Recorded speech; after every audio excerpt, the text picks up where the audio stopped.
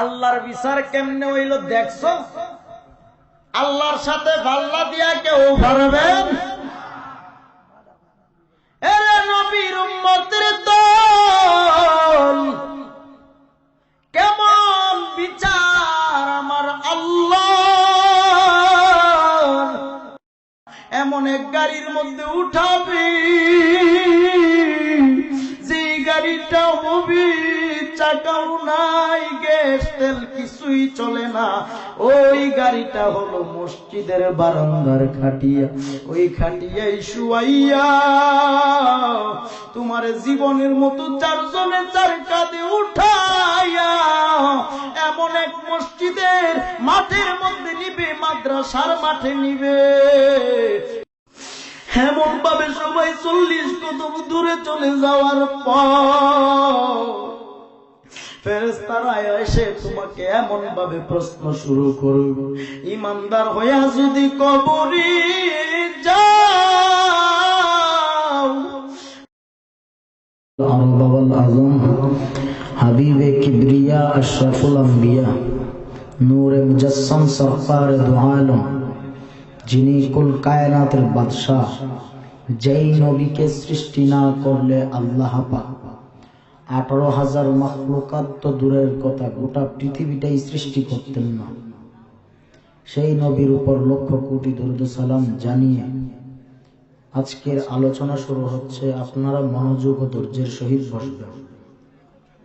বিশেষ করে অনুরোধ থাকবে, যারা দাঁড়িয়ে আছেন বসে যেতে হবে।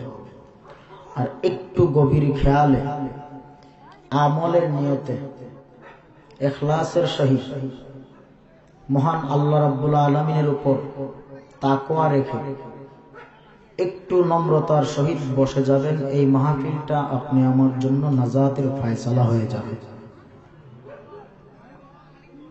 সবাই এদিকে ফলো করেন, আর একটু পরে পরে এদিকে স্লোগান দেয় কেন এত স্লোগান? আমি যে স্টেজে আসছি আমার স্লোগান দিতে চাই নাই, আমি তো স্লোগান দিতে বন্ধ করে দিচ্ছি। বলছি না, স্লোগান দেন কেন? আলেমরা ওয়াজ করতেছে, এগুলো ডিস্টার্ব হয়তো। আমরা সবাই ধৈর্যের সহিত বসবো যতক্ষণ আলোচনা হবে, আর যতক্ষণ আপনারা শুনবেন একটু ধৈর্য নিয়ে বসবেন। আজকের মাহফিলটা জীবনের গুনাহ মাফের জরিয়া হয়ে যাবে। মাঝে মধ্যে সুবহানাল্লাহ আলহামদুলিল্লাহর আওয়াজ আসতে দিবেন নাকি বলেন? আওয়াজে তো মনে হয় আসতেই দেবেন। সুবহানাল্লাহ আলহামদুলিল্লাহ পড়লে যে কত নেক, এটা যদি মানুষ বুঝতো তাহলে মানুষ চুপ করে বসে থাকতো না। এই জবানের মালিকটাকে, নাকি জবানের মালিক আপনি? এই জবানের মালিক একমাত্র আল্লাহ, যে আল্লাহ আমাদেরকে সৃষ্টি করেছেন, আজ পর্যন্ত লালন পালন করছেন। তো এই জবান দিয়ে আল্লাহর নাম বললে গুনাহ হয়, বরং সওয়াব হবে। এজন্য আমরা সওয়াবের নিয়তে, ইমানটাকে মজবুত এবং পরিশুদ্ধ করার নিয়তে একটু খাঁটি দিলে বসে যাব, যেন আল্লাহ পাক এই মাহফিলে আখিরি মোনাজাত হওয়ার আগ পর্যন্ত সবাইকে ধৈর্যের সহিত বসার তৌফিক দান করেন। বলি আমিন। আর একটু জোরে বলুন আমিন। আজকের মাহফিল হওয়াতে আপনারা খুশি না বেজার? কে কে খুশি? দুইটা হাত উঠে দেখায় দেন। তাকবীর দেন একজন। নারে তাকবীর, আল্লাহু আকবার, নারে রিসালাত, ইয়া রাসূলুল্লাহ, আহলে সুন্নাত ওয়াল জামাত, জিন্দাবাদ জিন্দাবাদ, আহলে সুন্নাত ওয়াল জামাত, জিন্দাবাদ জিন্দাবাদ।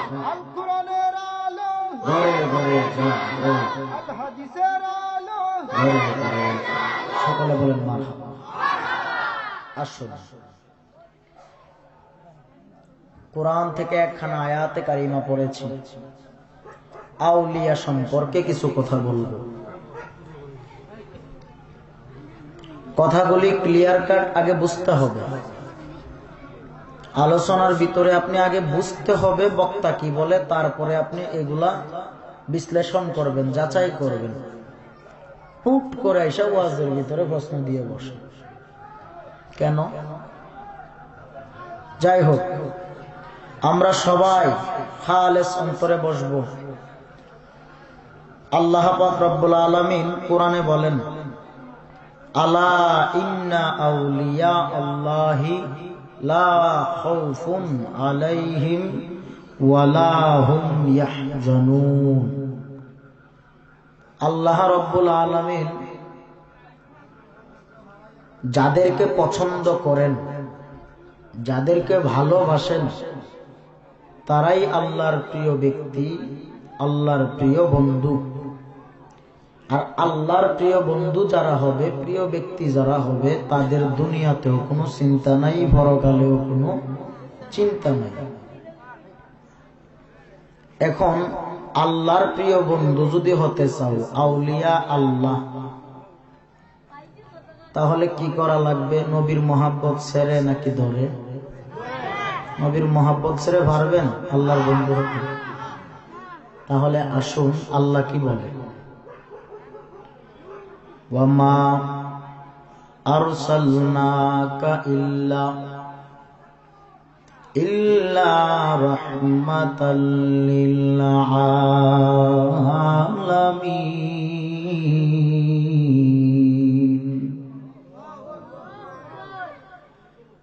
আল্লাহ রাব্বুল আলামিন বলেন, আমি আল্লাহ হলাম তামাম জগতের রব। আর আমি আল্লাহ এই দুনিয়ায় একজন রহমাতুল লিল আলামিন পাঠাইলাম। তিনি হলেন তামাম জগতের রহমত। কেমন সেই নবী আমার, যেই নবীকে আমার আল্লাহ রাব্বুল আলামিন গোটা জগতের রহমত বানায়া পাঠাইলেন। আর মানুষের বাচ্চা হইয়া ওই নবীরে আমগো মতো মানুষ কয়। কেমন সেই নবী আমার,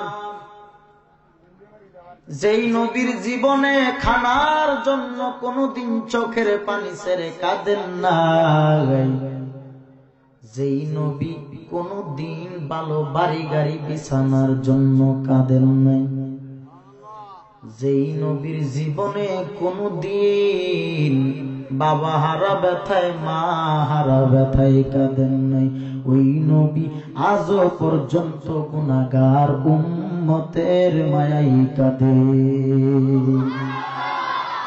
ইমামুল আউয়ালিন আখিরিন বাহরে সাদকা রাহমাতাল লিল আলামিন সাইয়্যিদুল কাওনাইন খাতমুল মুরসালিন আখরা মদবুত ফখরুল আউয়ালিন শুধু জুদাস রহমাতাল লিল আলামিন মসজিদে ও শুধু হামারু হে জমিন।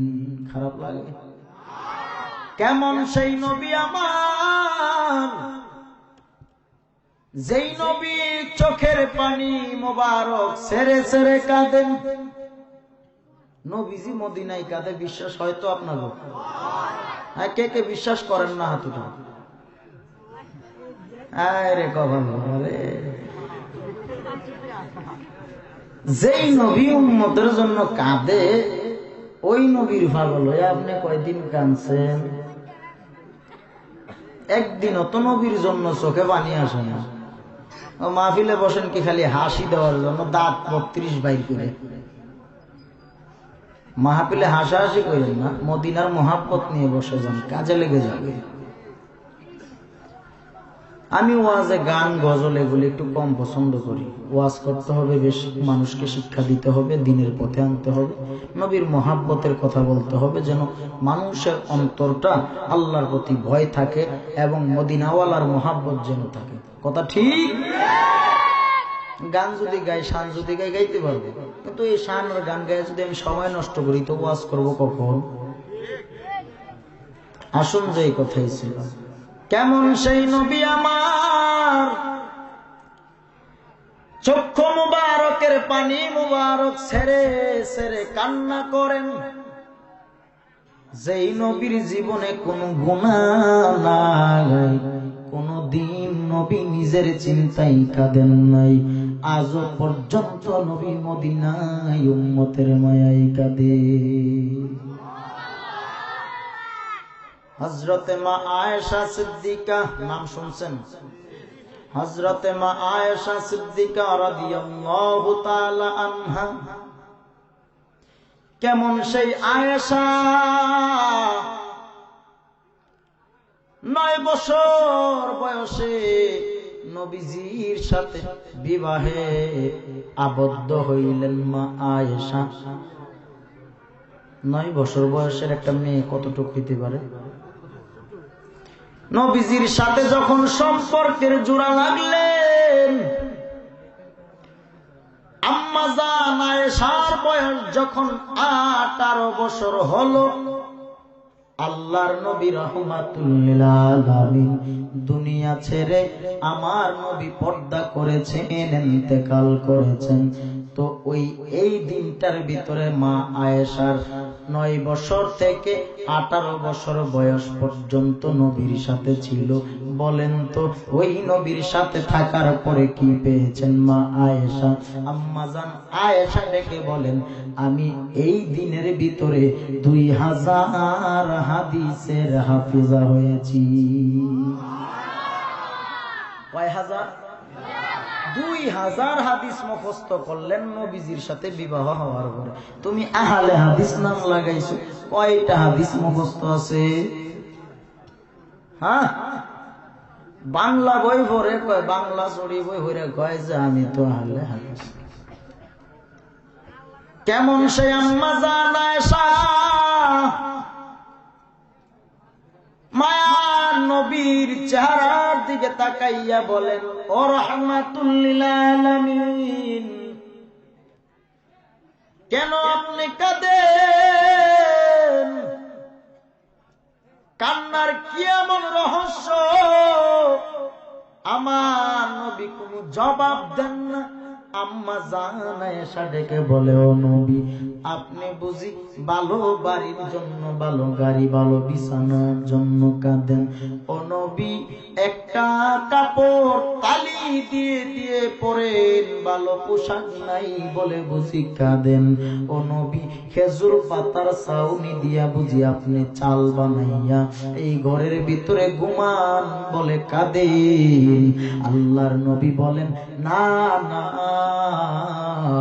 আমি আমার গুনাহগার উম্মতের মায়ায় কাঁদি। কেমন সেই নবী আমার উম্মতের জন্য আজও পর্যন্ত মদিনায় কাঁদেন? কেমন সেই নবী আমার নবীজির ইন্তেকালের পর রওজার ভিতরে যখন নবীকে শুয়াইয়া দিলেন, শুয়াইয়া দেওয়ার পর হঠাৎ সাহাবায়ে কেরামরা তাকাইয়া দেখে রহমাতুল লিল আলামিনের জবান, ঠোঁট মোবারক নড়াচড়া করতেছে। মরা মানুষ কথা কইতে জানে? হ্যাঁ, আমি যদি মরে যাই আমার কি ঠোঁট লড়বে? তো যারা কয় নবী মরে গেছে, তো নবীজির রওজার ভিতরে রাখার পরে নবীর ঠোঁট মুবারক লড়ে কেন? বোঝা গেল আল্লাহর নবী মরা নয়, আল্লাহর নবী হলেন জিন্দা। কেমন সেই নবী আমার নবী পর্দা করেছে শুধু উম্মতের বুঝানোর জন্য। একদিন সবার মরণ হবে, তুমি যে নবীরে আমগু মতো বলে নবীরে বড় ভাইয়ের সম্মান দিতে চাও, বলো তো দেখি ওই কবরে কি নিয়ে যাইবা? তখন তো নবী ছাড়া কোনো বান্ধব থাকবে না।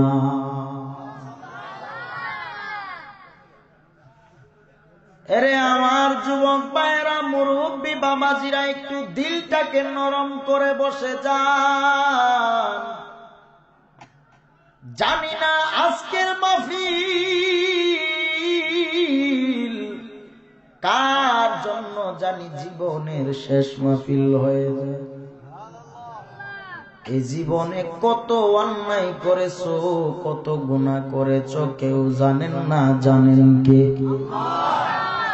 তো ওই আল্লাহর কাঠ গড়াই যেদিন দাঁড়াইবেন, কি নিয়ে সেই দিন দাঁড়াবেন? দাঁড়ানোর তো কোনো ক্ষমতা নাই। এরে নবীর উম্মতের দল, যেই নবীর এত দাম, ওই নবীর সাথে সম্পর্কটা যদি গভীর করে রাখতে পারো, নবী তুমি উম্মত সারা জান্নাতে যাবে না। এই কথা শুধু পুরুষের জন্য নয়, মা বোনদের জন্য। কারণ কবরে তো শুধু পুরুষরাই যাবে না, নারীরাও তো যাওয়া লাগবে, ঠিক কিনা? এরে পর্দার আড়ালের মা বোনেরা, একটু গভীর খেয়াল।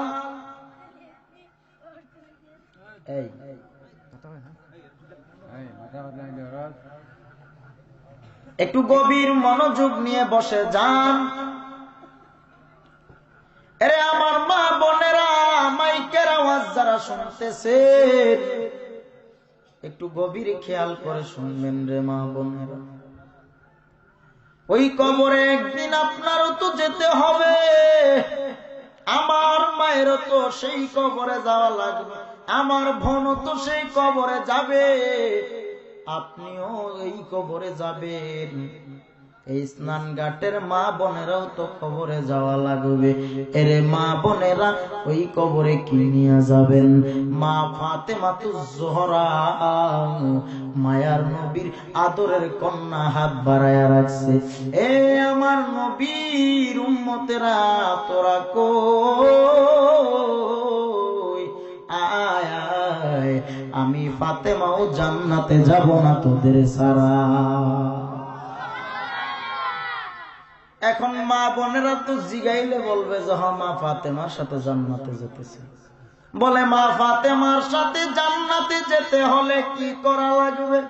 এবার আসুন, আম্মা জান ফাতেমার সাথে যদি জান্নাতে যেতে চাও, তাহলে তুমি তোমার পর্দা করে চলা লাগবে, স্বামীর কথা মতো চলা লাগবে।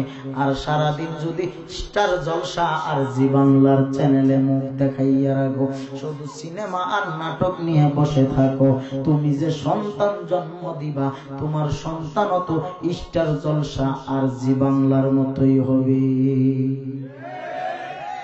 আর যদি এরে মা পর্দা করে চলতাম, তোমার গর্ভে সন্তান থাকা অবস্থায় যদি তুমি কুরআন নিয়ে বসতা, তোমার সন্তান বড় পীর আব্দুল কাদের জিলানীর মতো ওলি হয়ে আসবে।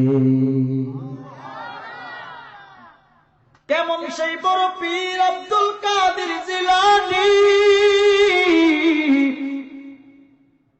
যে আব্দুল কাদের জিলানী মায়ের গর্ভ থেকে 18 পারার কুরআনের হাফেজ। এই কথা তো সবাই জানেন। কষ্ট হচ্ছে আপনাদের? মাইক ছেড়ে দেব? কেমন সেই বড় পীর আব্দুল কাদের জিলানী মায়ের গর্ভ থেকে 1 পারা নয়, 2 পারা নয়, 3 পারা নয়, 5 পারাও নয়, 15 পারা 18 পারার কুরআনের হাফেজ হয়ে এসেছেন। 18 পারার কুরআন কি এমনি শিখে এসেছেন না রে ভাই? না,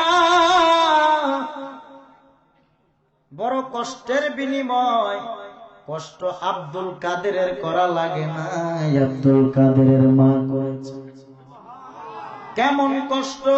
সন্তান যখন গর্ভে ছিলেন, গর্ভে থাকাকালীন আম্মা জান উম্মুল খায়ের মা ফাতেমা নামাজের মুসল্লায় বসে যায়, নামাজ শেষে কোরআন নিয়ে বসে যায়। বড় পীর আব্দুল কাদের জিলানী যখন গর্ভে ছিলেন, এই গর্ভে থাকাকালীন উম্মুল খায়ের মা ফাতিমা কুরআন পড়তেন। গর্ভে থাকা অবস্থায় 1 পারা নয়, 2 পারা নয়, 3 পারা নয়, 18 পারা কোরআন পড়েছেন। আর সেই বড় পীর আব্দুল কাদের জিলানী দুনিয়ায় ভূমিষ্ঠ হওয়ার পর এই ঘটনার মধ্যে পাওয়া যায়, আলোচনার মধ্যে পেলাম, বড় পীর আব্দুল কাদের জিলানীকে যখন একটু বড় হলেন মাসুম অবস্থায়, তখন এই মসজিদের মক্তবে পাঠানো হলো। মক্তবে পাঠানোর পর বড় পীর আব্দুল কাদিরের ওই মক্তবের উস্তাদ শিক্ষা দিলেন, বলো আলহামদুলিল্লাহি রাব্বিল আলামিন। ওই আব্দুল কাদির বলেন আর রহমানির রহিম। উস্তাদ চমকে গেলেন, ব্যাপার কি? তোমারে আমি শিক্ষা দিলাম আলহামদুলিল্লাহি রাব্বিল আলামিন, তুমি দি এর থেকে 1 আয়াত আগেই পড়ে ফেললা। তুমি শিখলা কোথা থেকে? আগে কোন মাদ্রাসায় পড়েছো নাকি? আব্দুল কাদের বলেন, না না, কোন মাদ্রাসায় আমি পড়ি নাই। পরের দিন আব্দুল কাদেরের মায়ের কাছে আব্দুল কাদেরের উস্তাদ যাইয়া বলে, ও মা, তোমার সন্তানকে আগে কোন মাদ্রাসায় পড়াইছো নাকি? আম্মা জান উম্মুল খায়ের ফাতেমা ডেকে বলেন, হুজুর না না, বলে আমার সন্তান কি কোনো অন্যায় করেছে নাকি? এবার আব্দুল কাদেরের মা এই প্রশ্ন করার পর উস্তাদ বলে, হ্যাঁ, অনেক বড় অন্যায় করেছে। কেমন অন্যায়? তোমার সন্তান, আমি পড়লাম 1 আয়াত, প্রথম আয়াত পড়ার পরে আমি বলার আগেই 2য় আয়াত তোমার সন্তান পড়ে দিয়েছে। আম্মা জান চমকে গেলেন, ব্যাপার কি? আমার আব্দুল কাদের কোথা থেকে শুনলো, শিখলো? মায়ের কাছে এটা খুশির সংবাদ না বাবা? সন্তান যদি কোরআন পড়তে জানে, এটা তো মা বাবার কাছে বিশাল একটা খুশির সংবাদ। এবার আম্মা জান উম্মুল খায়ের ডেকে বলেন, হুজুর, আমার আব্দুল কাদেরকে কোন মাদ্রাসায় আমি পাঠাই নাই, তাহলে কোথা থেকে শিখলো? আব্দুল কাদের জিলানী বলে, আম্মা জান, উস্তাদের সহনিয়া বলে, আম্মা জান, আপনি আপনার গর্ভে যখন আমি আব্দুল কাদের ছিলাম, তখন আপনি আমারে গর্ভে রাখিয়া কোরআন পড়েছেন। সেই কোরআন আমি আপনার গর্ভে থেকে থেকে শিখেছি। আপনার গর্ভটাই হলো আমি আব্দুল কাদেরের মাদ্রাসা। কেমন সেই আব্দুল কাদের জিলানী? এমন একটা আয়াত পড়েছি, আলা ইন্না আউলিয়া আল্লাহি লা খাউফুন আলাইহিম ওয়ালা হুম ইয়াহজানুন।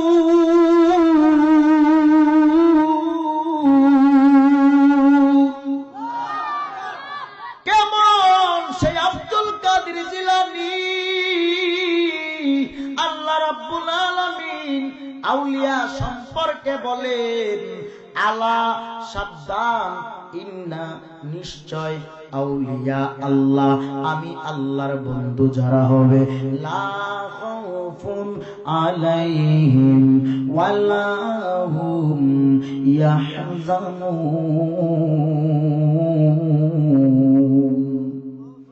আল্লাহ রাব্বুল আলামিন বলেন, আমি আল্লাহর বন্ধু যারা হবে, লা খাউফুন, তাদের দুনিয়াতে কোনো চিন্তা নাই, আলাইহিম ওয়ালা হুম ইয়াহজানুন, তাদের পরকালেও কোনো চিন্তা নাই। সর্বপ্রথম আল্লাহ বলেন, আলা, সাবধান। সাবধান দিয়ে আমার আল্লাহ কি বুঝাইলেন? আল্লাহ বলেন, সাবধান, বেয়াদবি করিও না তাদের সাথে। ইন্না, নিশ্চয়, তারা হলেন আমার আল্লাহ বন্ধু, আউলিয়া আল্লাহ। এখন একদল আছে তারা কয় মাজার লাথি মেরে ভেঙ্গে দাও, কয় কিনা? যারা বলবে মাজার ভেঙ্গে দাও, বুঝা গেল তারা আমার আল্লাহর কুরআন মানে না। মাজার তো ওলি আল্লাহ সম্মানী ব্যক্তির কবরটাই হলেন মাজার। এখন মাজারে দোষ করলো কি? বলে মাজারে পাগল ফকিররা গাঞ্জা খায়, এই জন্য মাজারের দোষ। আমি বলবো পাগল গাঞ্জা খায়, তাহলে মাজার কেন ভাঙবে? ওই পাগলকে মাজার থেকে তারাও না কেন? যেই গাঞ্জা ঘুরো পাগলে মাজারে গাঞ্জা খায়, পাগলের দোষ গাঞ্জা ঘুরের দোষ, তুমি কেন অলির মাজার ভাঙ্গার কথা বলো? হ্যাঁ, কথা বল না কেন? মাজার দোষ করলো কি? এখন তুমি তো বলে বেশি দিন গেল না, বেশি দিন যায় না, বলছে মাজার ভেঙে। হঠাৎ ফেসবুকের দিকে তাকাইয়া দেখি ওই যেই ব্যক্তি বলছে মাজার ভেঙে দাও, আল্লাহর কুদরত বুঝা বড় দায়, তার পা যেন আস্তে আস্তে পচা শুরু করছে। পরে মনে হয় তওবা করতে করতে করতে করতে আল্লাহ এখন মনে একটু সুস্থ রাখছে, এখন আর কয় না, বুঝে ফেলছে যেই পাও দিয়ে লাথি দেওয়ার কথা বলছে, এই পাও নিয়ে আর বাড়ি ঘুম তো যাওয়া যেত না, হাসপাতালের বেডে ঘুমান লাগবে, হুইল চেয়ার নিয়েই চলা লাগবে। এরে নবীর উম্মতের দল, আল্লাহর ওলিদের সাথে যারা দুশমনি করবে তাদের বিরুদ্ধে আমার আল্লাহ যুদ্ধ ঘোষণা করেছে।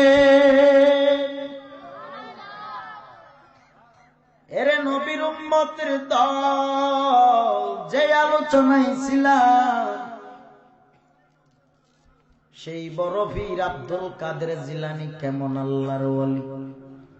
হঠাৎ একদিন আব্দুল কাদের জিলানী যখন উম্মুল খায়ের মা ফাতেমার গর্ভে ছিলেন, বড় পীর আব্দুল কাদের জিলানীর আম্মা জানের টক জাতীয় একটা ফল খাইতে বড় ইচ্ছা হলো। এদিকে মনোযোগ আছে তো আপনাদের? উম্মুল খায়ের আম্মা জান ফাতেমা টক জাতীয় একটা ফল কিছু খাওয়ার খুবই একটা তৃপ্তি জাগানো, একটা মনের মধ্যে একটা আউশ হইছে, হে আজকে টক জাতীয় কিছু একটা খাবো, কিন্তু কই পাবো? পাওয়াও তো যায় না। বড় পীর আব্দুল কাদের জিলানী তখন মায়ের গর্ভে। আব্দুল কাদেরের মা তাকাইয়া দেখে একটা আঙ্গুর ফলের গাছ দেখা যায়। গাছের গোড়ায় গেলেন, ওই গাছের গোড়ায় যাওয়ার পর আম্মা জান ওই গাছের ফলটাকে ধরতে গেলেন। হঠাৎ এখানে একটা সাপ গাছের গোড়ায়, একটা সাপ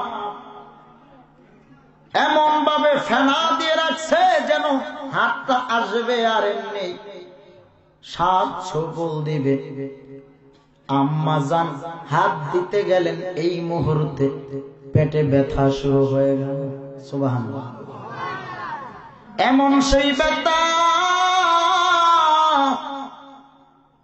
আম্মা জান আর সেই ফলটা পারতেও পারে নাই, খাইতেও পারে না। এই মুহূর্তে আম্মা জান তার ঘরে চলে গেলেন, উম্মুল খায়ের ফাতেমা। বড় পীর আব্দুল কাদের জিলানী যখন বড় হইলেন, অনেক দিন পরে সেই মাদ্রাসার ঘটনা, উস্তাদ বিচার দিতে আসলেন। বিচার দেওয়ার পরে বড় পীর আব্দুল কাদের জিলানীর কথা যখন শুনলেন, মায়ের গর্ভে 18 পারা কোরআন মুখস্থ করেছে। হঠাৎ বলে, আম্মা জান আর একটা বিষয় আপনার সাথে বড় অন্যায় করেছি, আপনি ক্ষমা করে দিবেন। উম্মুল খায়ের মা ফাতেমা ডেকে বলে, হে আব্দুল কাদের, কি এমন অন্যায় করেছো যে অন্যায়ের খবর আমি মাও জানি না? এইদিকে চিল্লাই কেটা রে?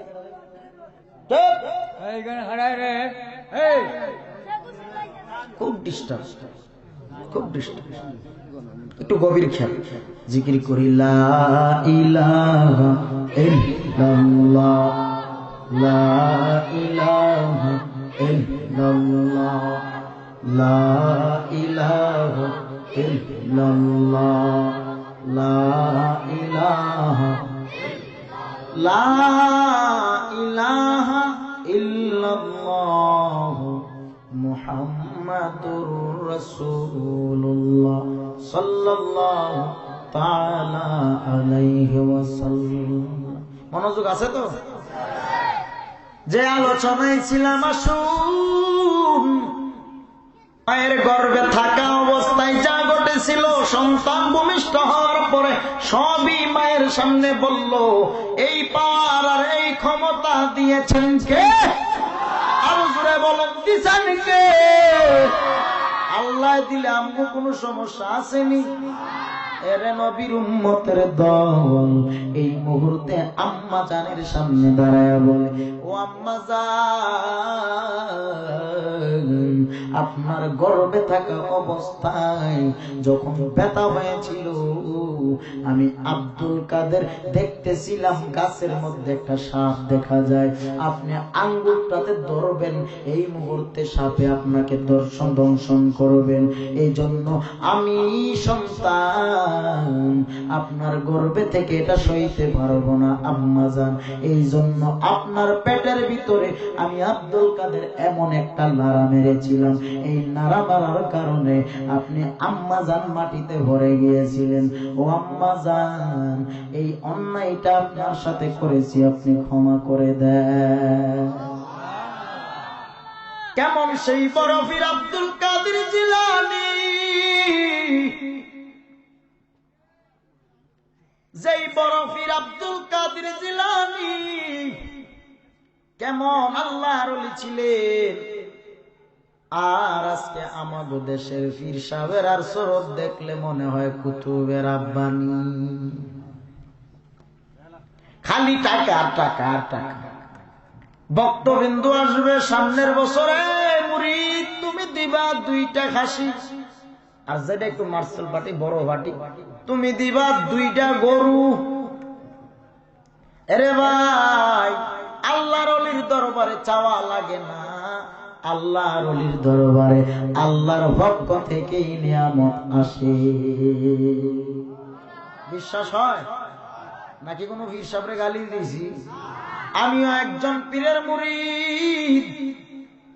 এরে নবীর আশিক, যে যেই দরবারে মুরিদ হয়েছেন, একবার চিন্তা করে দেখেন, নিজের পীর যদি হক্কানি হয় কোনদিন নামাজের বিরোধিতা করবে না, শরীয়তের বিরোধিতা করবে না, তরিকতের বিরোধিতা করবে না, হাকিকত মারেফতের বিরোধিতা করবে না।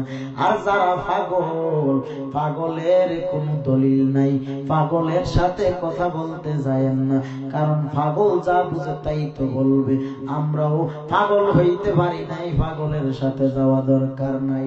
এমন একজন হক্কানি আল্লাহর ওলি দেখে বায়াত নিবেন, যেন দুনিয়া ও আখিরাতের ফয়সালা পেয়ে যান। এরে নবীর উম্মতের দল, হক্কানি পীর আমাদের দরকার আছে না না? এরে ভাই, আল্লাহর ওলিদের সম্মান সারা রাত বড় বললেও শেষ হবে না। কেমন সেই কুতুবের আব্বানি আল্লাহর ওলি সৈয়দ নাসিরউদ্দিন সিপাহশালা, আসার পথে নাসিরউদ্দিন সিপাহশালা মাজার জিয়ারত করে আসলাম। কেমন সেই আল্লাহর ওলির মাজার, যা বলতেন তাই হয়ে যেত। আল্লাহর ওলিরা মুখ দিয়া একবার যেটা বলবে সেটাই হবে। কেমন সেই নাসিরউদ্দিন সিপাহশালা, ওই নাসিরউদ্দিন সিপাহশালার মাজার জিয়ারত করে আসলাম আপনাদের এই দেশে। ঘটনা আমার থেকে আপনারা বেশি জানেন। যেই নাসিরউদ্দিন সিপাহশালার মাজারে দাফন করার পর মাজার এমনিতেই ঘুরে গেল। শরীয়তের আলেমরা কাফন দাফন করাইয়া কবরে শুয়াইলেন। নাসিরউদ্দিন সিপাহশালা যেইভাবে বলেছেন সেইভাবে শুয়ান নাই, তাদের আইন মতো শুয়াইলেন। আল্লাহর কি কুদরত, 40 কদম পার হতে পারলো না। ওই শরীয়তের মৌলবীরা 40 কদম যাওয়ার আগে নাসিরউদ্দিন সিপাহশালার মাজার ঘুরে গেল। এটাই হলো আল্লাহর ওলিদের কারামাত। এরে বেয়াদবের দল, বুঝতে কি আর বাকি আছে? কোন আল্লাহ ওয়ালাদের বদনাম তুমি কেমনে ভালো? আল্লাহর ওলি যারা হবেন তারা যা চায় তাই হয়, কারণ তাদের সম্পর্ক তোমার আমার মতো কলমুদ্দি আর সলমুদ্দিনের সাথে না। তাদের সম্পর্ক হলো ডাইরেক্ট আমার আল্লাহর সাথে। আল্লাহ ইন্না আউলিয়া আল্লাহি লা খাউফুন আলাইহিম ওয়ালা হুম ইয়াহজানুন। আল্লাহ ওয়ালাদের সম্পর্ক কার সাথে? সন্দেহ আছে? এরে নবীর উম্মতের দল, একটু গভীর খেয়াল নিয়ে বসে যান। আল্লাহর ওলিদের সম্মান বলে শেষ করা যাবে না। এখন অনেকে কয় আমরা নাকি শান গাইতে গাইতে পীর বাবার শান নাকি নবীর উপরে নিয়ে যায়, নাউজুবিল্লাহ। আবার কয় নবীর শান বাড়াইতে বাড়াইতে বুঝি আল্লাহর উপরে নিয়ে যায়, নাউজুবিল্লাহ। নবীর শান আমরা বাড়াবো কিভাবে? আমার আল্লাহ নিজেই তো নবীর শান বাড়িয়েছে। ইন্নাল্লাহা ওয়া মালাইকাতাহু ইউসাল্লুনা আলান নবী ইয়া আইয়ুহাল্লাযীনা আমানু সাল্লু আলাইহি ওয়া সাল্লিমু তাসলিমা। কেমন শান আমার আল্লাহ বাড়িয়েছেন, যে আল্লাহ স্বয়ং আমার নবীর উপর দুরূদ সালাম পড়েন।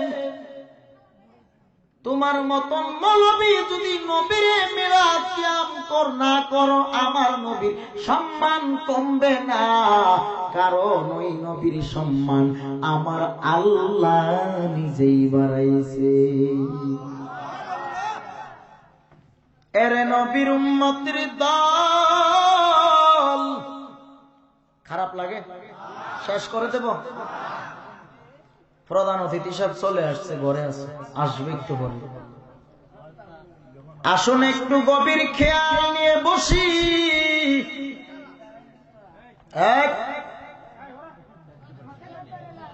কি ওয়াজ বলা গো,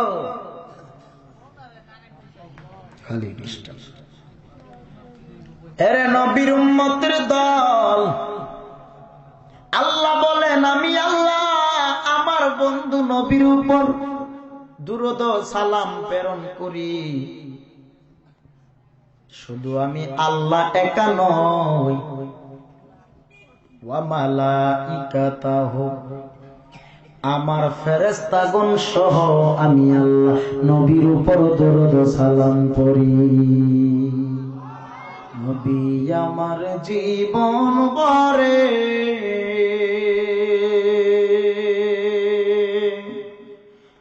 দিনের লাগি কষ্ট করে,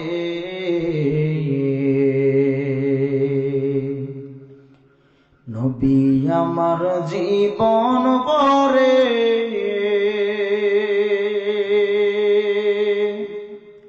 দিনের লাগি কষ্ট করে, তারপরেও কত মারা মারলো কাফের দুশমনে, তারপরেও কত মারা মারলো কাফের দুশ্মনে, নবী বিনে কে তোরাবে ফুলসেরা তো মিজানে। নবী বিনে কেউ তরানেওয়ালা আছে?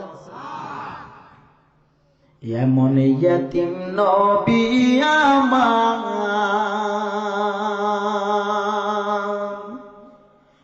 পিতা মাতা নাই যে তাহার, এমন ইয়তিম নবী আমার, পিতা মাতা নাই যে তাহার, দান দান শহীদ হইল উহুদের ময়দানে, নবী বিনে কে তোরাবে ফুলসেরা তুমি জানে, নবী বিনে কে তোরাবে ফুলসেরা তুমি জানে। খারাপ লাগে? নবী বিনে কেউ তরানেওয়ালা আছে? কেমন সেই নবী, যেই নবীর গুণগান করেন কে? আরো জোরে! কেমন সেই নবী আমার, যেই নবী রাস্তা দিয়া যায়, বনের পশুরাও নবীরে সালাম জানায়? কেমন সেই নবী আমার, যেই নবী রাস্তা দিয়া গেলে গাছপালা পর্যন্ত নবীরে নুয়া নুয়া ছায়া দেয়? কেমন সেই নবী আমার, যেই নবীরে সূর্যের তাপে পর্যন্ত নবীর ছায়া পড়ে না? সূর্যের তাপেও নবীর শরীর মোবারকের ছায়া জমিনে পড়ে না। তাইলে আমাদের আর বুঝতে বাকি নাই, আল্লাহর নবী হলেন আল্লাহর নূর। নূরকে কোনদিন দুনিয়ার আলোতে নূরের ছায়া জমিনে ফেলতে পারে না। কেমন আমার নবী, যেই নবীর এত দাম কাফের বেঈমানেরা নবীকে চিনল না। আবু জাহিল্লার মতো বাটফার বদমাশ ওই আবু জাহিল্লা নবীর চাচা হইয়া ওই নবীরে মানতে রাজি না। হাতের মুষ্টির ভিতরে কয়েকটা খেজুরের দানা নিয়ে নবীর দরবারে গেলেন। আল্লাহু আকবার। যাইয়া নবীরে কয়, বাতিজা মুহাম্মদ। কত বড় বেয়াদব, নবীর নাম ধরে কয় বাতিজা। তো ওই রকম মানতে রাজি না। এখন আমার বাড়ির মানুষ যদি এসপি সাহেব যদি হয়, আমি কি এসপি সাহেব করে ডাকবো? বাড়িতে আইলে তো এর নাম হইতে ডাকবো কালাইম্মা। হ্যাঁ, বেড়ার নাম হয়েছে আবুল কালাম এসপি, বাড়িতে আইলে কয় কালাইম্মা। এখন আমার নবীজিরে কি ওইভাবে বলা যাবে? ওই নবীর সম্মান বাড়িয়েছেন কে? তো ওই ক্ষেত্রে আবু জাহিল্লা যায় নবীরে কয়, বাতিজা মুহাম্মদ, আমার হাতের মুষ্টির ভিতরে কি আছে তুমি যদি বলতে পারো, আজকে তোমার কালেমা পড়ে মুসলমান হব। নবী আমার ডেকে বলে, চাচা জীবনে এই গান তো কম শোনান নাই, বহুতবার শুনাইছেন। এই গান তো বহুতবার শুনাইছেন যে আপনি মুসলমান হইবেন, কিন্তু চাচা আপনার সব কিছুর ফায়সালা আমি দিলাম, তারপরেও আপনি মুসলমান হন নাই। ও চাচা, আপনি বললেন চন্দ্রকে দ্বিখণ্ড করতে পারলে আপনি মুসলমান হবেন, কালেমা পড়বেন। ও চাচা, চন্দ্র দ্বিখণ্ড করে দেখাইলাম, আপনি কালেমা পড়লেন না। ও চাচা, আপনি বললেন ওই যে গাছ, ওই গাছটারে এত দূর থেকে আমি নবীর কাছে আনার জন্য ওই গাছটারেও আমি আইনা দেখাইলাম, আমি নবী বলা লাগে নাই। তুমি আবু জাহেলের সদস্যরা যাইয়া গাছের আমি নবীর নাম বলা মাত্র গাছ উঠে আমি নবীর সামনে হাজিরা দিলেন। ও চাচা, এই মৌজেজা দেখানোর পরেও আপনি কালেমা বললেন না, শেষ পর্যন্ত বুঝি বাকি রইল খেজুরের দানা। এরে নবীর উম্মতের দল, কেমন সেই আবু জাহেল নবীর সাথে দুশ্মনী করলে শেষ পর্যন্ত ফাইসালা কি হয় এবার দেখো। এবার খেজুরের দানা মুষ্টির মধ্যে নিয়ে দিলেন। ও মুহাম্মদ, যদি বলতে পারো এটার ভিতরে কি আছে আমার হাতের মুষ্টিতে, তাইলে আজকেই তোমার কালেমা ভরে মুসলমান হয়ে যাব। আল্লাহু আকবার। কেডা বাটফার আর কেডা শয়তান আর কেডা কুতুবের আব্বানি, ওইটা আমার আল্লাহ এবং নবী জানে কি জানে না। এরে নবীর উম্মতের দল, এবার আবু জাহেলের হাতের মুষ্টির ভিতরে কি আমার নবী জেনেও বলে, চাচা আমি আমার মুখ দিয়ে বললে আপনি কইবেন মনে হয় দেখে লাইছি, আমি আমার জবান দিয়ে বলবো না, আপনার হাতের ভিতরে যা আছে সেটা নিজে থেকেই উত্তর দিবে। উত্তর দেওয়া শুরু। নবী বলেন, ও হাতের মুষ্টির ভিতর থেকে আওয়াজ দাও। আওয়াজের সুরে খেজুরের দানা বলে উঠল, লা ইলাহা ইল্লাল্লাহ মুহাম্মাদুর রাসূলুল্লাহ সাল্লাল্লাহু আলাইহি ওয়াসাল্লাম। আওয়াজ করে বলুন আল্লাহু আকবার। এরে নবীর উম্মতের দল, খেজুরের দানা হইয়া যদি আমার নবীকে চিনেন, মানুষ হইয়া নবী চিনলি না রে কপাল পোড়া মুসলমান। আবু জাহিল্লা বাটপার কয়, ও মুহাম্মদ তুমি যে এত বড় জাদুঘর আগে কোনদিন জানতাম না। যে আবু জাহেল আমার নবীর সম্মান এত ছোট করে দেখেছেন, নবীর জাদুঘর বলার পরে দেখেন অবস্থা কি হইল। মরার আগেও আমার নবী বলছে, চাচা সবার সামনে কালেমা ভরা লাগবে না, গোপনে গোপনে আমি নবীর কানে কানে বলে দেন লা ইলাহা ইল্লাল্লাহ মুহাম্মাদুর রাসূলুল্লাহ। আমার নবী এই কথা বলার পরেও কয়, ভাতিজা আমি তোমার জীবন থাকতে মরে গেলেও তোমার কালেমা ভরব না।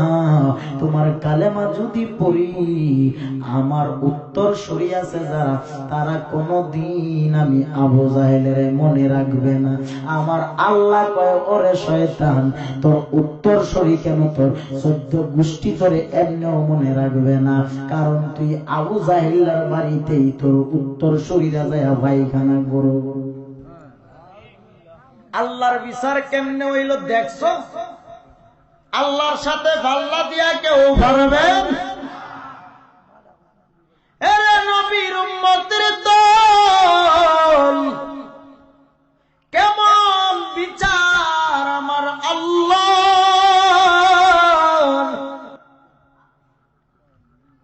হাজী সাহেব কেউ আছেন? হজে গেছেন কেন? হজে হজে হজে একটাও নাই। একজন দাঁড়ান, একটু দাঁড়ান আব্বা। আর নাই কেউ? ও মা গো, এতগুলি মানুষের ভিড়ে একজন, মাশাআল্লাহ। বসেন। দেখছেন নি মদিনার মেহমান? মদিনা শরীফ গেছেন তো? আবু জাহেলের বাড়িতে কি করে আইছেন? বাথরুম। খুব ভালো লাগছে না? কি বিচার আমার আল্লাহ। নদীরে পার ভাঙে ওপার গড়ে, এই তো নদীর খেলা। সকাল বেলার দনিরে তুই ফকির সন্ধ্যাবেলা। নদী পথে নৌকা চালাও ও মাঝি ভাই, বেলা ডুবার আগে আমি ওপার যেতে চাই। ডুবে গেলে বেলারে আর উঠে না, ভেঙে গেলে মেলারে আর জমে না। এরে নবীর উম্মতের দল, খালেস নিয়তে একটু বসে যান, কত সুন্দর লাগে। নবীর মহাব্বত নিয়ে যারা বসেছেন, আল্লাহর কসম, যদি ভিতরে সরিষার দানা পরিমাণ যদি ঈমান থাকে, আমার নবী তুমি উম্মত ছাড়া জান্নাতে কদম দিবে না। ওই আবু জাহেলের বাড়ি আজকে হাম্মাম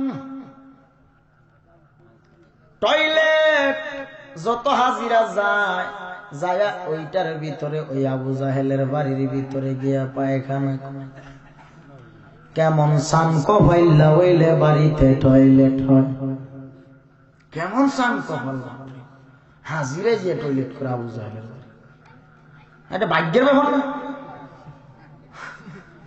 এটা মারাত্মক ভাগ্যের ব্যাপার।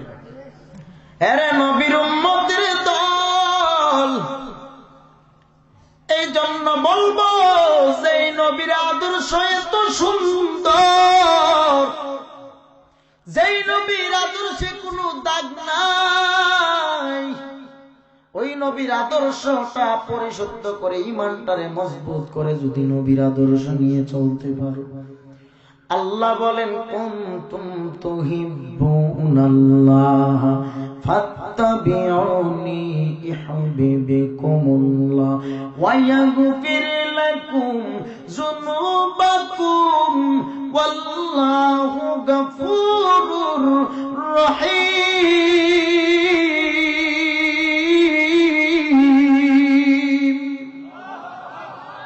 ওই নবীর আদর্শ নিয়ে যদি চলতে পারো,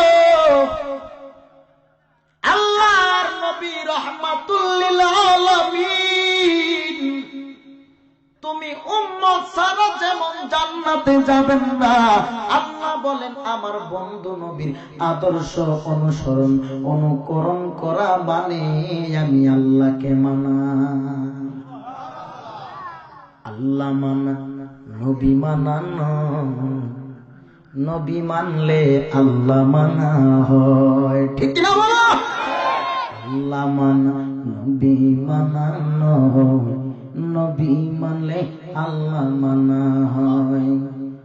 নবীজির রাজিতে আল্লাহ রাজি হয়, নবীজির খুশিতে আল্লাহ খুশি হয়। আল্লাহ মানা নবী মানানো, নবী মানলে আল্লাহ মানা হয়।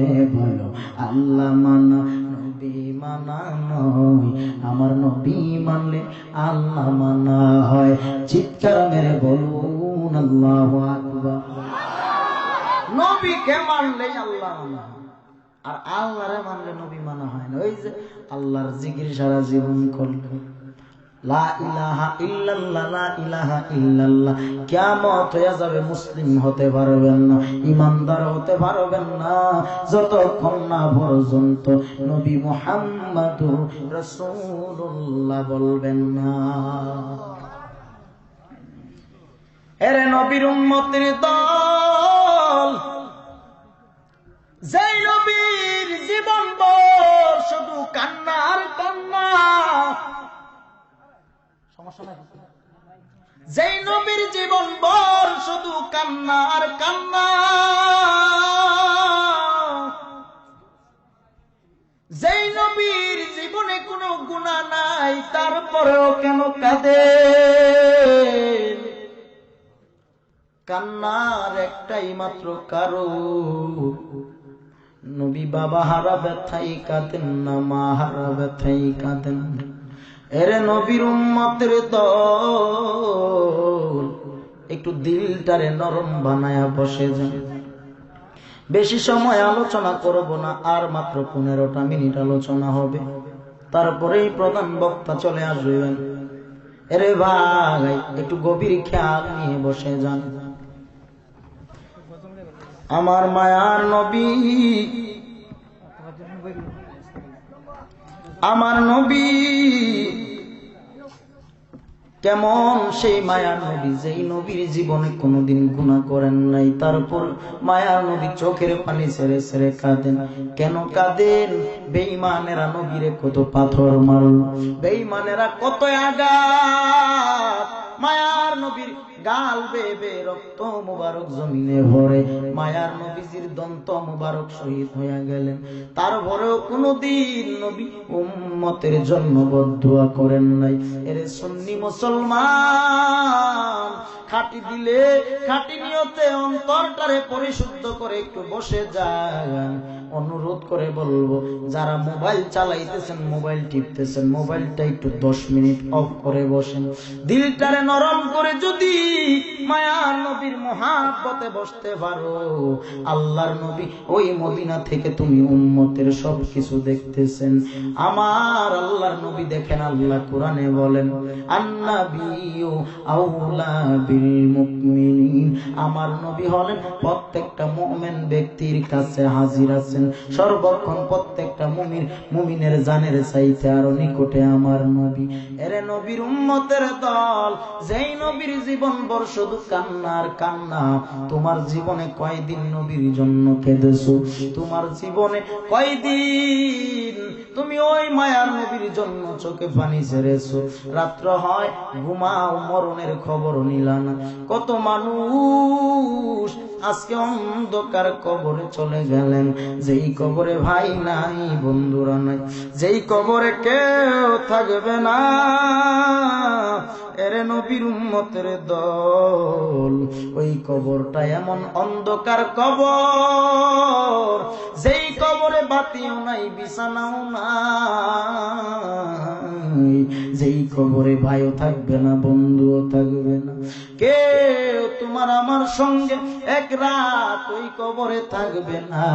সেই কবরে এতক্ষণ যেই নবীর মহাব্বতের আলোচনা করলাম, ওই কামলেওয়ালা নবী তোমার আমার কবরে থাকবে। তবে শর্ত হলো, নবীকে যদি কবরে পেতে চাও, কিভাবে তুমি পাইবা? এরে নবীর উম্মতের দল, ইমানদার হইয়া যদি কবরে যাও, ইমানদার হইয়া যদি কবরে যাও, ওই কবরে রহমাতুল লিল আলামিন হাজির হইয়া যাবে রে নবীর আশিক। বেঈমান হইয়া যদি কবরে যাও, কবর হবে অন্ধকার, এমন জাহান্নামের আগুন, যেই কবরে কেউ তোমার আমার সাথে থাকবে না। এরে নবীর উম্মতের দল, একদিন মালাকুল মউত আজরাইল তোমার ঘরের দরজায় হাজির হবে। এরে ভাই, তোমার সাথে কত বন্ধু বান্ধবরা, তাকাইয়া দেখো, তোমারে ফালাইয়া আজকে অন্ধকার কবরে চলে গেল। একবার মুরব্বী বাবাদের দিকে তাকাইয়া দেখ, ও মুরব্বী বাবাজিরা, একদিন তো তুমি আমার মতো যুবক ছিলা, এই যৌবন কাল তো তোমারও ছিল। আজকে একবার নিজের দাড়িটার দিকে তাকাইয়া দেখো, নিজের দাড়িগুলো পেকে পেকে সাদা হয়ে গেল। একবার নিজের দিকে তাকাইয়া দেখ, এই যে তোমার যৌবন ছিল, সেই যৌবন কিন্তু আজকে আর নাই। এরে নবীর উম্মতের দল, সেই যৌবন কালে তোমাকে দেখলে 10 গ্রামের মানুষ সালাম দিত। আজকে তোমার ভয়ে কত মানুষ যৌবন কালে পালাইয়া যাইত। আজকে তুমি বৃদ্ধ হইলা, আজকে দি তোমারে কেউ ভয় করে না, তোমারে কেউ একটা ডাকও দেয় না, তুমি চলতেও পারো না, ফিরতেও পারো না। এরে নবীর উম্মতের দল, ওই সময় যৌবন কালে কত গুনাহ করেছো, কত অন্যায় করেছো, আজকে বৃদ্ধ হয়ে গেলা। ওই কবরে তো কিছুদিনের ভিতরেই ডাক চলে আসবে যাওয়ার জন্য। এরে যুবক ভাই, দিলটারে নরম বানাইয়া যদি চোখের পানি ছেড়ে দিতে পারো, মরণের কথা স্মরণ করা মাত্র আল্লাহ জিন্দেগির গুনাহ মাফ করে দিবে। এরে যুবক ভাই, আজকে তুমি যুবক, আজকে তুমি দুনিয়ার রূপে পড়িয়া, দুনিয়ার মানুষের ধান্দায় পড়িয়া জীবনে এমন গুনাহ করতেছো, যেই গুনার খবর বাবা জানে না, মা জানে না, যেই গুনার খবর ভাই জানে না, বন্ধুরা জানে না, সেই গুনার খবর জানেন কে? বলেন দেখি। আমার আল্লাহ সবার গুনার খবর জানে কি জানে না? এরে নবীর উম্মতের দল, মউত আজরাইল তোমার ঘরের দরজায় হাজির হবে। সেই দিন তুমি যদি ইমানদার হও, ইমানদার হয়ে থাকলে তোমার বুকের উপর আস্তে করে আজরাইলের হাত রাখবে। যে আজরাইল কত বড়, 7 সমুদ্র 13 নদীর পানি যদি আজরাইলের মাথায় ঢেলে দেওয়া হয়, ওই আজরাইলের মাথার চুল পর্যন্ত ভিজবে না। ওই আজরাইলের হাত যখন রাখবে বুঝতে হবে কত বড়, কেমন ওজনের হাত হতে পারে। এরে নবীর উম্মতের দল, ওই মালাকুল মউত আজরাইল যখন ইমানদারের বুকে হাত রাখবে, ইমানওয়ালারা এমন ভাবে দুনিয়া ছেড়ে বিদায় নিবে যেন মনে হবে মায়ের স্তনের দুগ্ধ পান করতে করতে বিদায় নিল। আর বেঈমান যদি হয়, ওই মালাকুল মউত আজরাইল এমন ভাবে তোমার বুকের উপর হাত রাখবে, ওই হাত রাখার পরে ওই এত বড় এমন ওজন, সারা শরীরের রগগুলো ঠাস ঠাস করে ফেটে যাবে। এরে নবীর উম্মতের দল, ওই কবরে কি নিয়ে যাইবা, নেওয়ার মতো কোনো আমল নাই। এমন গুনাহ করেছো, সেই মৃত্যুর সময় বুঝবি কেমন কষ্টের মৃত্যু হয়।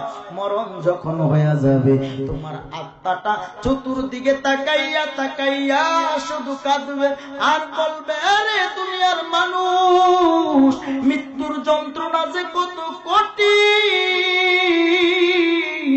যদি বুঝতি দুনিয়ায় কোনদিন গুনাহ করতি না, নবীর আদর্শ কোনদিন ছেড়ে দিতি না।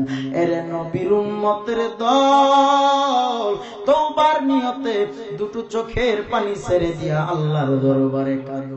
আমার আল্লাহ জীবনের গুনাহগুলি মাফ করতে পারে কি পারে না?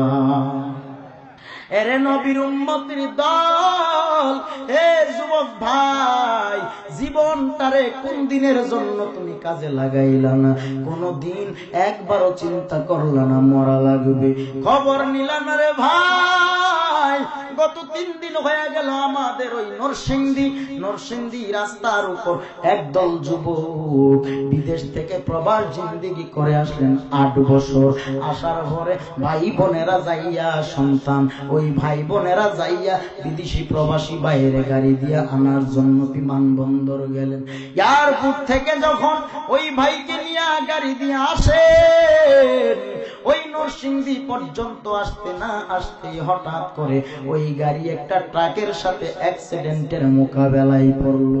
এমন ভাবে অ্যাক্সিডেন্ট হলো, ওই গাড়িও শেষ, গাড়ির ভিতরে যত মানুষ ছিল সবগুলি মানুষ সঙ্গে সঙ্গে দুনিয়া ছেড়ে বিদায় নিল।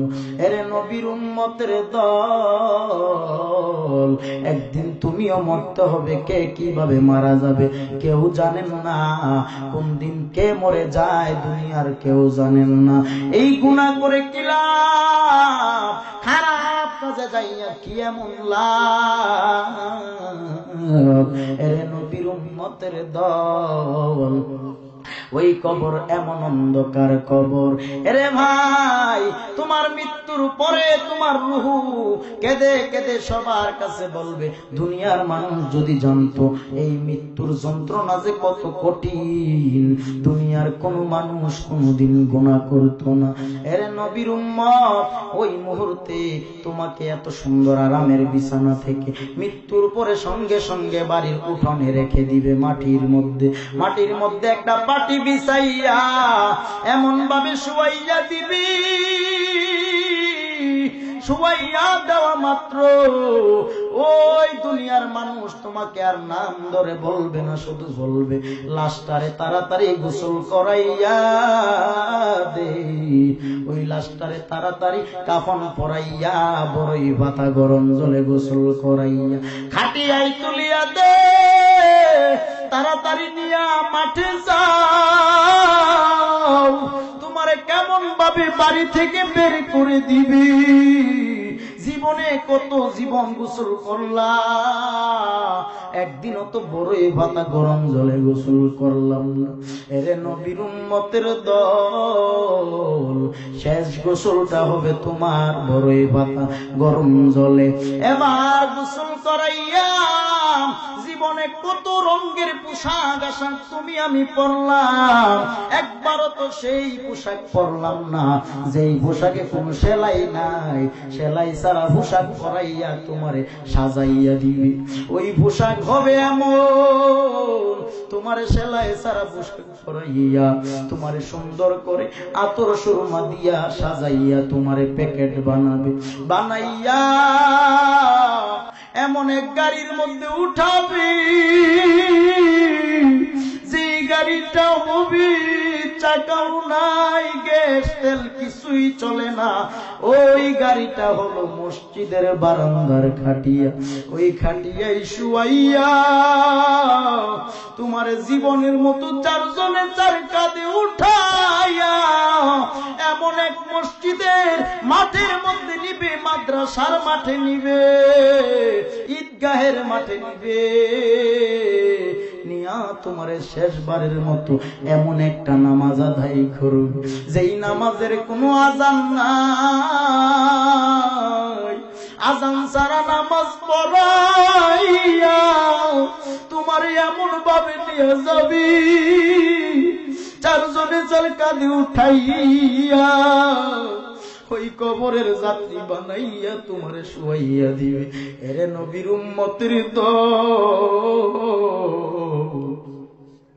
কিসের জন্য এত তাকাব্বুরি করো রে ভাই? এই দুনিয়া ছাড়িয়া এমন কবরে যাবি যে কবরে তোমার শুয়াইয়া দিবি, শুয়াইয়া দেওয়া মাত্র তোমার কবরটা হবে অন্ধকার। আস্তে আস্তে মাটি দিয়া সবাই তোমার থেকে দূরে সরে যাবি, এমন ভাবে সবাই 40 কদম দূরে চলে যাওয়ার পর ফেরেশতারা এসে তোমাকে এমন ভাবে প্রশ্ন শুরু করবে, ইমানদার হইয়া যদি কবরে যাও, কবরে প্রশ্ন করা মাত্র জবাব রেডি হইয়া যাবে। আর বেঈমান হইয়া যদি কবরে যাও, দুপাশের মাটির চাপ এমন ভাবে তোমারে চাপ দিবি, ওই কবরের মাটির চাপে কবরের তোমার শরীরের হাড় গুড় গুড় ঠাস ঠাস করে পেটে যাবে। দুনিয়ার বড়াই করে কি লাভ? কি এমন দুনিয়ায় থাকো, এই দুনিয়ার থেকে কঠিন দুনিয়া হবে হাসরের ময়দান। যেই হাসরের ময়দানটা কত কঠিন, দুনিয়ার সব মানুষ উলঙ্গ অবস্থায় দাঁড়াইয়া থাকবে, কেউ কারো দিকে তাকাবে না। ওই হাসরের ময়দান কেমন কঠিন, জাহান্নাম এমন ভাবে ডাক দিবে আর শ্বাস ফেলাবে, এরে আল্লাহ জাহান্নামীদেরকে আমার মাঝে ছেড়ে দাও, আমি জাহান্নামের বড় খিদা পেয়েছে রে আল্লাহ। ওই জাহান্নাম পাগল পারা হয়ে যাবে। আল্লাহ বলবে, রে ফেরেশতার দল, শিকল লাগায়া জাহান্নামের দরে রাখ, জাহান্নাম রে ছাড়িও না। জাহান্নামকে শিকল লাগায়া ধরে রাখার উপরেও জাহান্নাম ঠান্ডা হয় না, আরো বেশি বেশি করে জাহান্নাম শ্বাস ফেলতেছে। এবার ওই মায়ার নবী আল্লাহর ডান পাশে সেজদায় পড়ে পড়ে কাঁদবে আর ডেকে বলবে, রে আল্লাহ, এরে মায়ার আল্লাহ, আমার গুনাহগার উম্মত ছাড়া আমি নবীও জান্নাতে যাব না। এরে নবীর উম্মতের দল, ওই মুহূর্তে আমার নবীর কান্না আমার আল্লাহ সইতে পারে না। দুনিয়ার সব নবী পয়গম্বর থেকে নিয়ে সকল বান্দা বান্দিরা কাঁদবে। আল্লাহ সবার দরবারে কেঁদে কেঁদে বলবে ইয়া হাবলি উম্মতি, সবাই বলবে ইয়া নাফসি ইয়া নাফসি। আমার নবী শুধু সেজদায় ভরে ভরে বলে ইয়া রাব্বি হাবলি উম্মতি। এরে আল্লাহ, আমার একটা উম্মত যদি জাহান্নামে যায়, আমি নবীও জান্নাতে যাব না। আমার আল্লাহ কুদরতি একটু পানি নিয়ে জাহান্নামের মুখের দিকে যখন ছিটাইয়া দিবে রে নবীর উম্মত, ছিটাইয়া দেওয়া মাত্র জাহান্নাম ঠান্ডা হয়ে গেল। এবার ফেরেশতারা বলে আল্লাহ, শিকল লাগায়া ধরে রাখার পরেও ঠান্ডা হয় না জাহান্নাম, কি এমন কুদরতি পানি দিছো যেই পানির বরকতে জাহান্নাম ঠান্ডা হয়ে গেল। আল্লাহ বলবে রে ফেরেশতার দল, এটা হাউজে কাউসারের পানি না, জমজমের পানিও না, আবে হায়াতের পানিও না। এই পানিটা হলো আমার ইয়েতিম নবীর গুনাহগার উম্মতের চোখের পানি। এরে নবীর উম্মতের দল, এই চোখে বুঝি পানি নাই? গুনাহ করতে করতে জীবনটারে নাপাক করে দিয়েছে রে বাবা। এই জীবনটা বেশি দিনের নয়, একদিন অন্ধকার কবরের যাত্রী হইয়া যেহেতু যাওয়াই লাগবে, তাহলে ঈমানটারে পরিশুদ্ধ করো। আমার নবীর সুন্নাত তরিকার উপর যদি আমল করে যেতে পারো, ওই কবর হবে জান্নাতের বাগান। বেঈমান হইয়া যদি কবরে যাও, ওই কবর হবে জাহান্নামের আগুন। এরে নবীর উম্মতের দল, দিলটা পাথরের মতো, দিলটাকে একটু নরম বানায় একটু চোখের পানি ছেড়ে দাও। চোখের পানির এত দাম, এত দাম, এই চোখের পানি वाला ব্যক্তিরা জাহান্নামে যাবে না। রাত্র গভীর হচ্ছে, এরে নবীর উম্মতের দল, আর লম্বা সময় আলোচনা করব না। আজকে থেকে তওবা করে নাও, আজকে থেকে আর কোনোদিন গুনাহ করব না। আজকে থেকে তওবা করে নাও, আর কোনোদিন এমন কিছু করব না যেন আমার আল্লাহ রাগান্বিত হয়, যেন আমার নবী বেজার হয়। আজকে থেকে তওবা করে নাও। তওবার যদি খাঁটি নিয়ত থাকে, দুটো হাত আল্লাহকে দেখাইয়া দেন। নারে তাকবীর, নারে রিসালাত, আহলে সুন্নাত ওয়াল জামাত, নারে তাকবীর।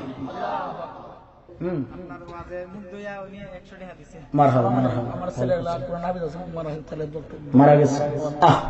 আল্লাহ সন্তানের মহাব্বতে বাবা আমাকে 100 টাকা দিচ্ছে সন্তানের জন্য দোয়া করার। আমি দোয়া করার কোনো ক্ষমতা নাই, দোয়া করতে পারবো, কবুল করার মালিক আল্লাহ। ভাই সবাই আমল ঈমান পরিশুদ্ধ করবেন, যেন আল্লাহ পাক আমাদের সবাইকে কবুল করেন, বলি আমিন।